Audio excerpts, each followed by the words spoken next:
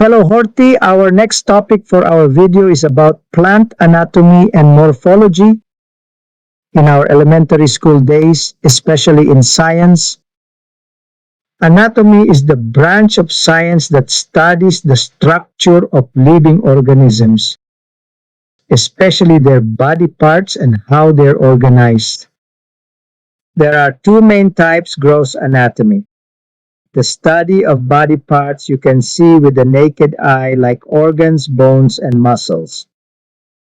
While microscopic anatomy, the study of tiny structures you need a microscope to see, such as cells and tissues.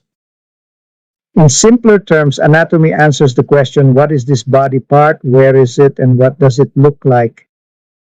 It's essential in fields like medicine, biology, and physiology, because understanding how a body is built helps us understand how it works and how to treat it when something goes wrong. In plants, anatomy is also the same as in human beings. Anatomy and morphology of plants. Plant morphology is the study of the external structure of plants, the parts you can see with your eyes.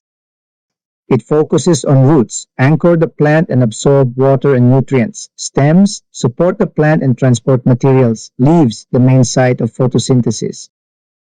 Flowers, fruits, and seeds involved in reproduction. Morphology helps identify plants, understand how they grow, and how their structure relates to their environment. Plant anatomy is the study of the internal structure of plants, the parts you can see only under a microscope. It includes tissues like xylem carries water, phloem carries food, cells and how they're organized in roots, stems, and leaves, meristems, regions of cell growth. Anatomy helps us understand how plants function, grow, and adapt internally. In summary, morphology is outer parts like leaves and flowers. Anatomy is inner parts like tissues and cells.